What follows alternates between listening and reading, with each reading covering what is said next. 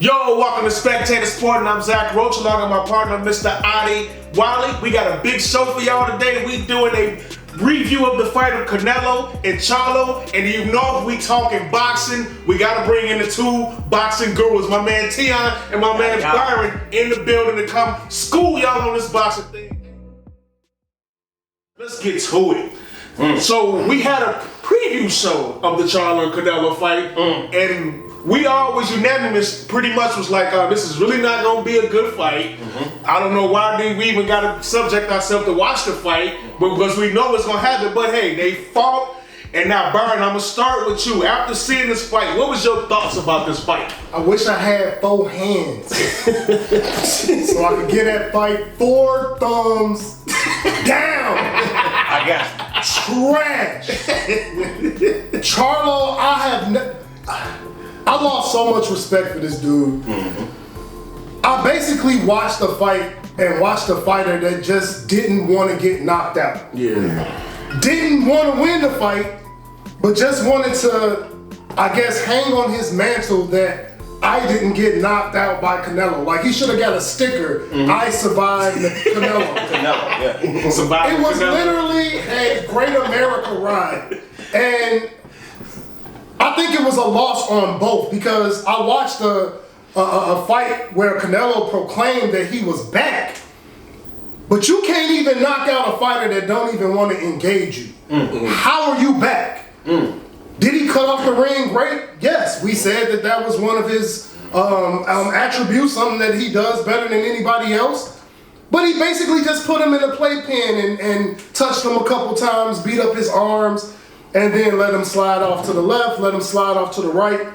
And we basically watched Charlo do exactly what we said he would do: stay on the ropes, pop jab, and basically do combinations just enough to say that he actually did something in the fight. Derrick James, here you go, hold this L, because his entire stable for the past 2 fights it's been represented in the most unsatisfactory of fashions. He just won like Trainer of the Year the year before, right? Like, is it a curse to the award? Like, because you clearly don't look like Trainer of the Year, and this fight put a bad taste in my mouth, and I can't even hide it.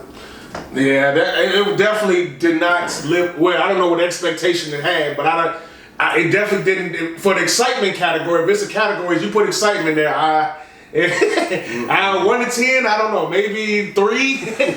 All right, Tion, what about you? Did you have a different feel about the fight, or are you with Byron on this? I'm with Byron on this 100%. I was with him pre-fight, and I'm still with him to this day. It was as expected. Everything we saw is what we expected to see.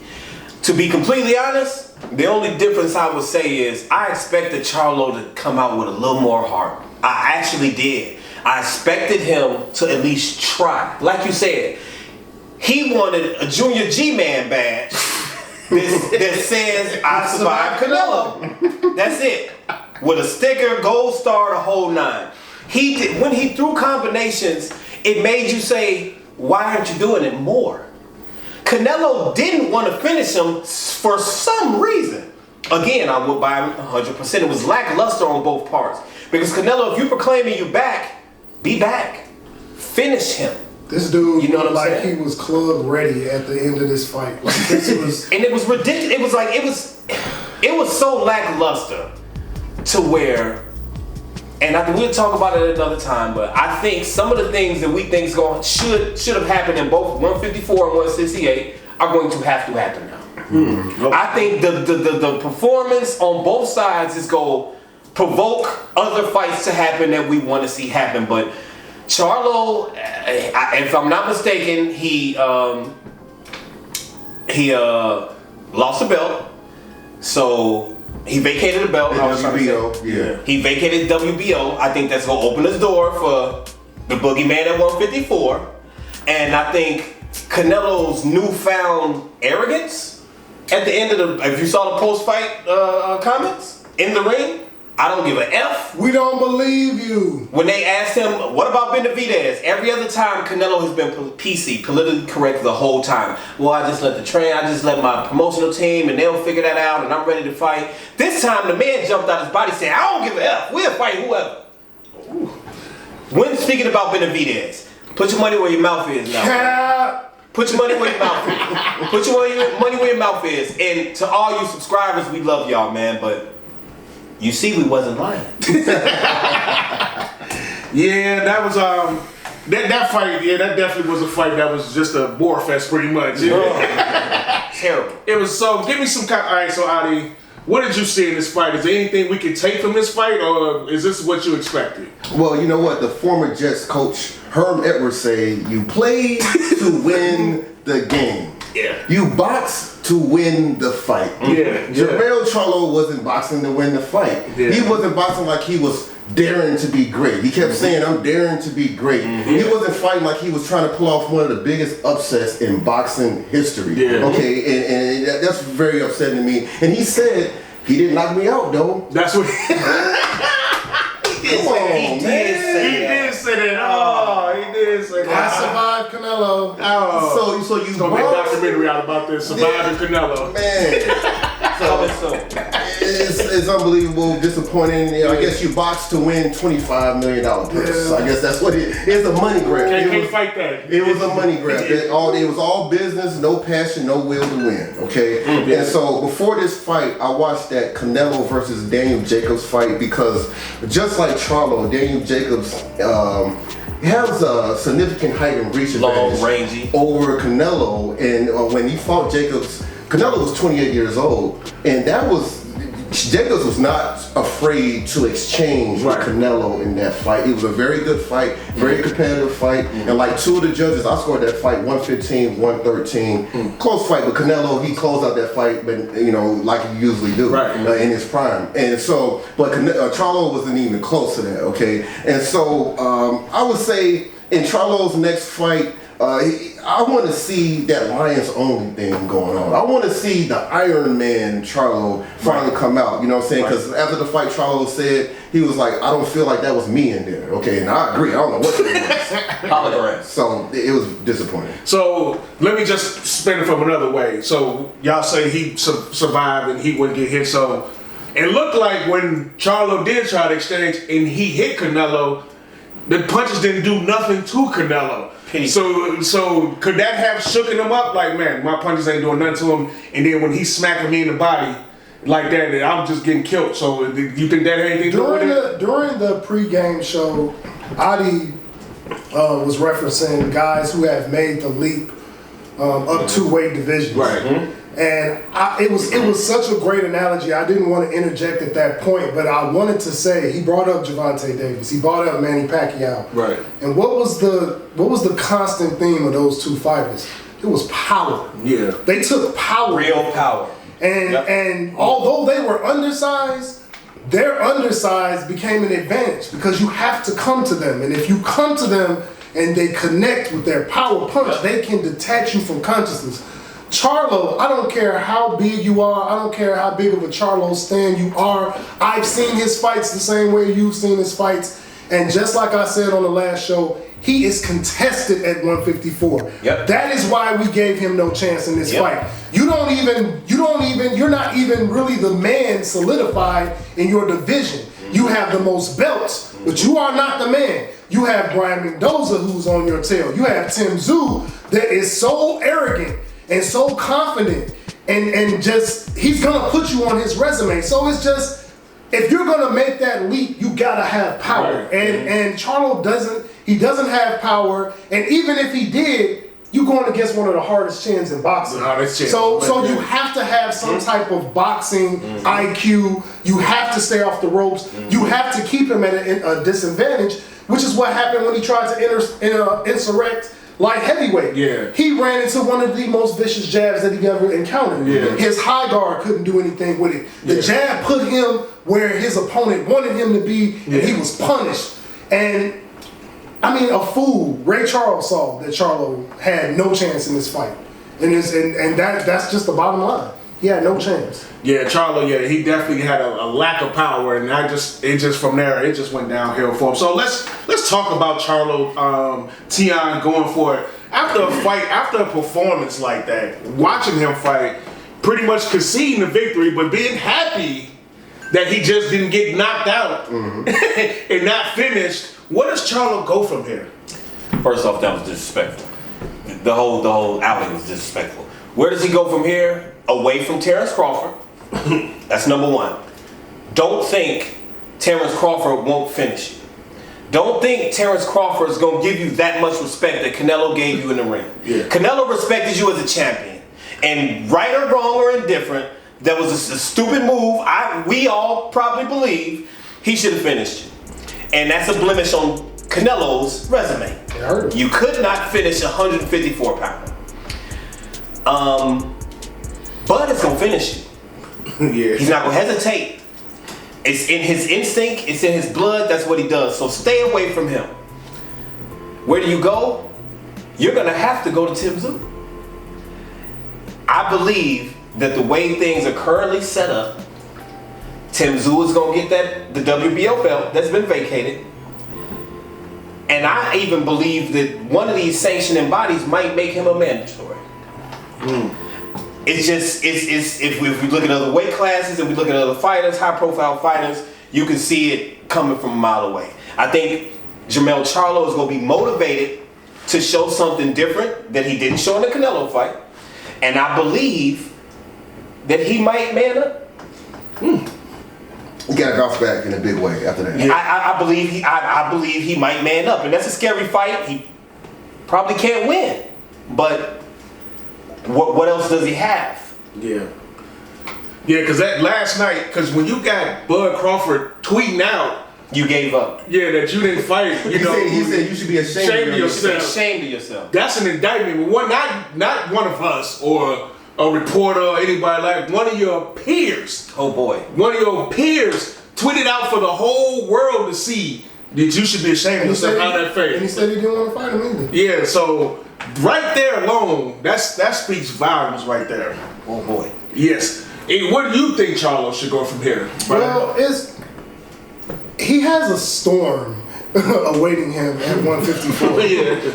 T.I.M.E. Tszyu and Brian Mendoza are set to meet, and you will never see two more motivated challengers at 154. Both are coming off very impressive knockouts, and it's almost a shame that they fight each other because I think right now, basing off their last performances, they both have an argument to, at that throne. Yeah.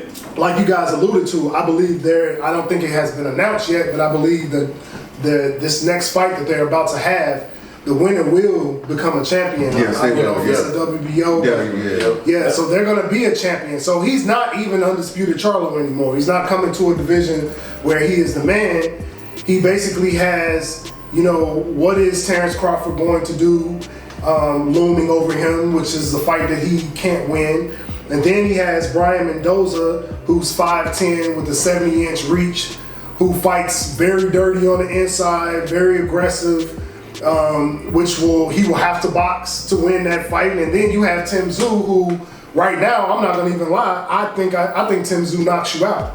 And T.I.M.E. Tszyu, if T.I.M.E. Tszyu goes through Brian Mendoza, he has to get a fight with Charlo, and I think he's gonna be made the mandatory. And because Crawford will not be willing to give you your payday because you literally were that bad. You gave a performance where before you had two back-to-back paydays. You go out there, you push this fight, you get knocked out.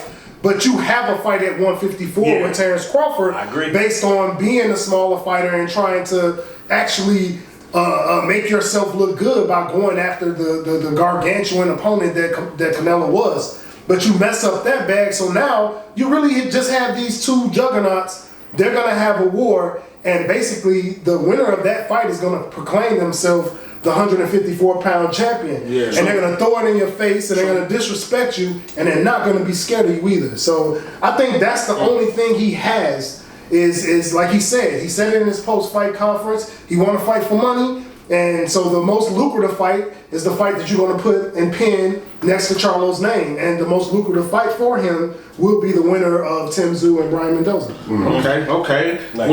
I hear you, Adi. What do you with Byron and Tion on this? Yeah, that's about they move, or is there something else out there for Charlo maybe? Well, Charlo, Brian Mendoza, he's coming off 3 straight knockout wins. I believe Tszyu will win that fight. They fight very, very soon, and he'll have the WBO belt.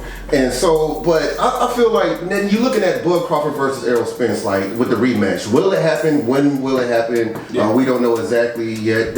He exercised it though, so it's gonna happen. Yeah, we just don't know when. But I just feel like they still negotiate. I feel like Charlo shouldn't wait around for the negotiations on the purse split and what weight they're gonna fight in and all that. He shouldn't wait around because Charlo was hindered with that fight drop. He was in a 16-month fight drop before the Canelo fight. Canelo was coming off a 5-month fight drop. So he needs to get at it, all right? And he needs to go back down to 154 and get a tune-up fight. Like Canelo got a tune-up fight against John Ryder, okay? Bud Crawford got a tune-up fight with versus Davis Avanesian before the fight with Errol Spence Jr. So I feel like that's something that Charlo should just get a tune-up fight like those guys did. Get confidence back. Yeah, get his confidence back and everything. And Canelo did say he spent 2 months away from his family in the mountains in Lake Tahoe. And the same thing with Bud Crawford. He was in the Colorado in the mountains, away from his family, away from the distractions. And every time you see Charlo or Errol Spence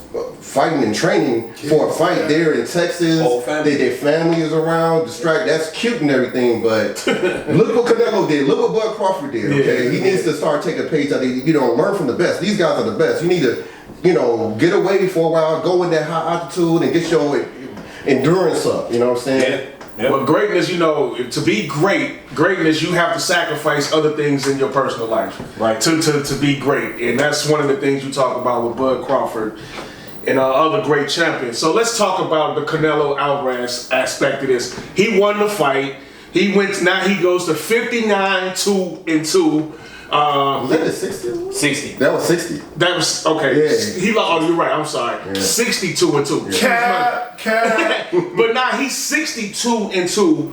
Now he won this fight, but as we all saw the fight last night, we wasn't impressed. It wasn't nothing like man, Canelo looked like when we saw Bud whoop Spence, we was like, man, that's damn. That was the real deal. We not walking away from this fight like, man, Canelo absolutely, so that was an immaculate fight. So, I'm going to start with you on this one. Where does Canelo Alvarez go from here on this one? Well, Demetrius Boo Boo Andrade. He's supposed to fight David Benavidez this year, okay? Now, Andrade is undefeated. He's 32-0. He has more experience than Benavidez. He's 35 years old. Benavidez is 26, and Andrade, he's coming off. He's been working on his power. In his last fight, he scored 2 knockdowns against Nicholson, and he said he's more athletic than Caleb Plant, and I agree. And Benavidez, he's got to get off to a better start than he did in that Caleb Plant fight. In the first 5 rounds, he was just not as active as I wanted him to be, but he did finish off Caleb Plant. In the 8th round, he could have got a knockout. The ref didn't call timeout, looking at Caleb Plant's bleeding face and everything like that. So that should be a good fight. You can't overlook Andrade thinking about Canelo, okay? Now, Canelo wants the other Charlo, the twin Charlo, the Hitman, okay? But Caleb Plant is calling out the Hitman. He slapped him because the Hitman was grabbing on his beard. He kept telling him, stop grabbing my beard. He slapped him and everything, and they got that beef going on. So that would be a good fight right there. But Roy Jones Jr. has been working with the Hitman, trying to get his life together, and he's been out for 2 years. And Roy Jones wants him to fight the Mexican Monster's older brother, Jose Benavidez Jr. Right. So that'll be a good tune-up fight for the Hitman. Okay. Now, as far as Canelo Alvarez, he got 2 fights left on that PBC deal. Both those fights need to be against David Benavidez. You fight him next, and then give him a rematch. Finish it out. Okay, I feel that. I got it. So, Byron, for you, where does Canelo go from here? I have in my notes Benavidez. Retire. I don't want to see you fight anybody else. You've ducked this man for too long, and 2 years. Benavidez is becoming sharpened steel. Every challenge, he's been challenging himself with every opponent.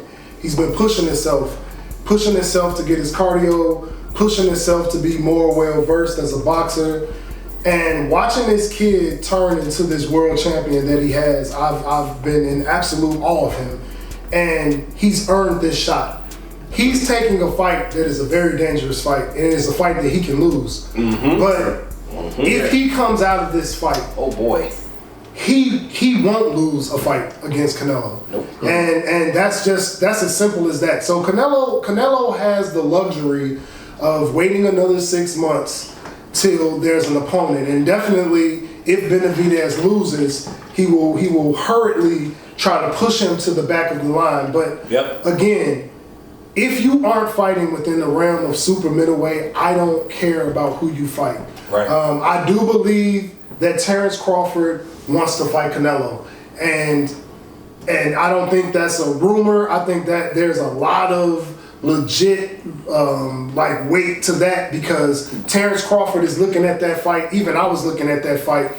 That Canelo was so easy to hit, so easy to counter. Yeah. And I'm like, thankfully you don't have a boxer with any type of pop, because essentially just that high guard, what he just kind of defaults to and running in straight forward. It does. I mean, wasn't setting up anything really around the jab. So when he announced that he was back, I was like, what did I just watch for 12 rounds? Yeah. I don't think you look like you were back. You look like you were old. You look like your timing was off. Yeah. You had plenty of opportunities to land massive shots to him, whether you were pulling punches or you just weren't hitting them. It just looked like he was trying to beat up his shoulders. I'm like, why is he not just going after shots that you can see are there? I mean, we're watching the fight, like the shots are there. And I want to say this, even when Charlo kept clinching and holding Canelo wasn't really trying to fight hard to get out of the clinch. He wasn't really trying to punish him out of the clinch. You see people punching it was out like a moment to relax. He was just waiting for the ref, and the ref was so quick to break him up. Some refs let him fight out of it. That never happened. Yeah, right. So in the pre-fight, I said this felt like the WWE, and it put a bad taste in my mouth. Like that's what it was. It seemed like Canelo, obviously he had the power.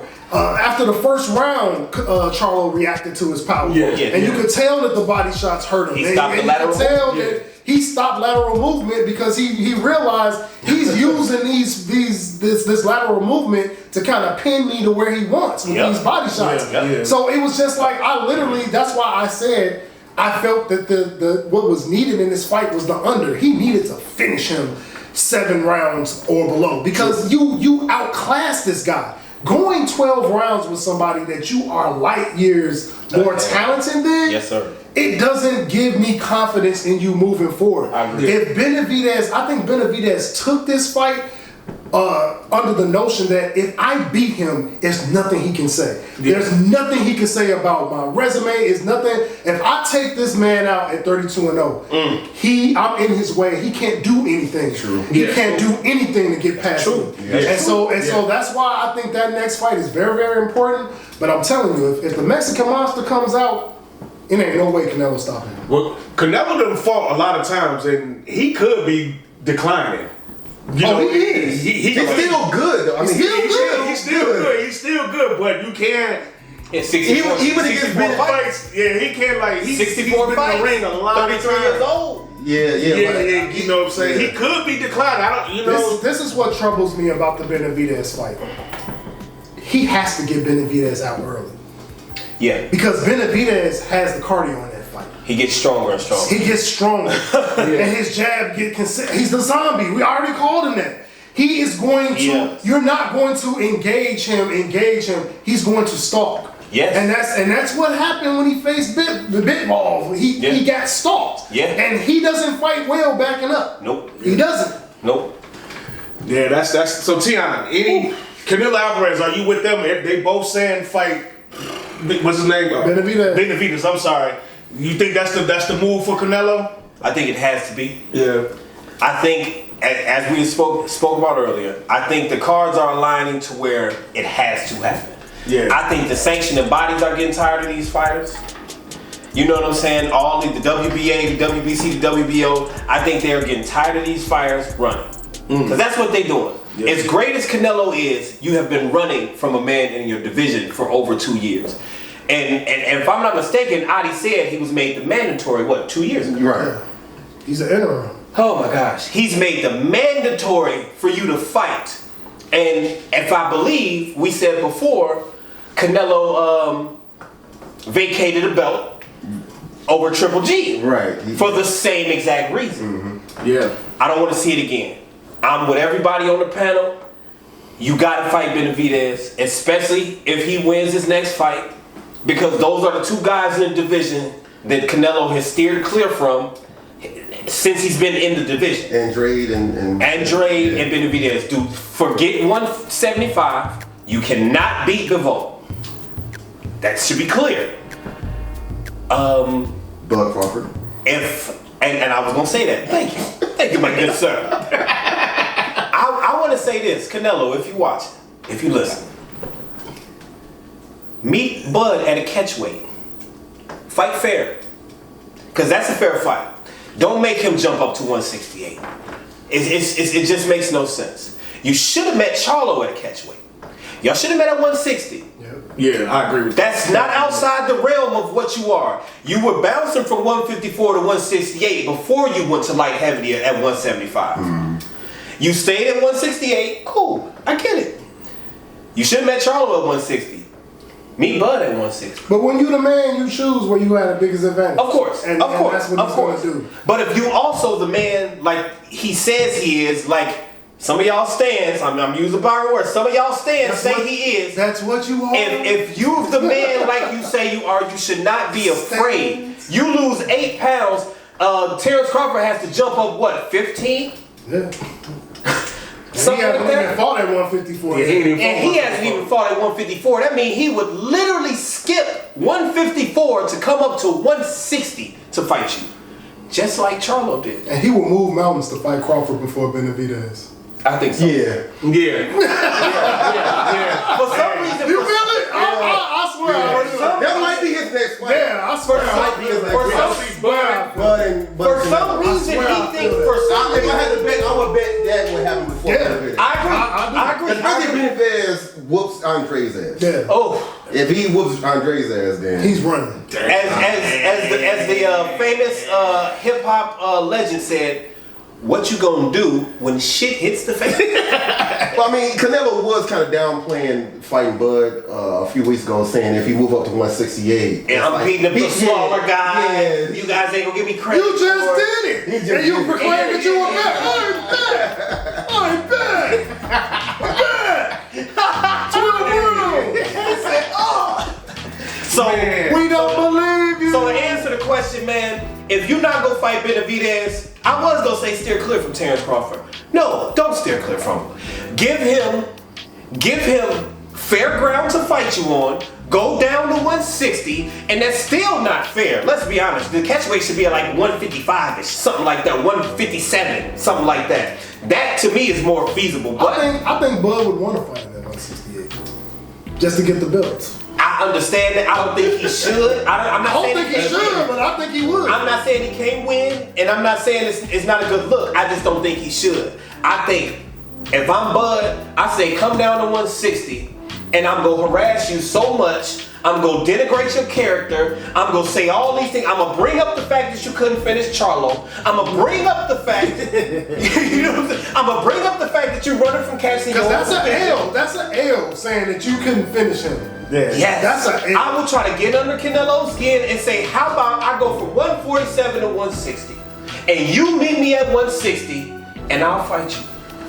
Well, there we have it, y'all. There we have it. So Canelo, you either fight then, or you either fight in your division, or you fight Bud Crawford. That's what I'm getting out of this. You watching Spectator Sporting. I'm Zach Rochelle, and my partner, Mr. Adi Wally. Shout out to the two boxing gurus, Mr. T.I.M E, Mr. Byrne. We out. Peace.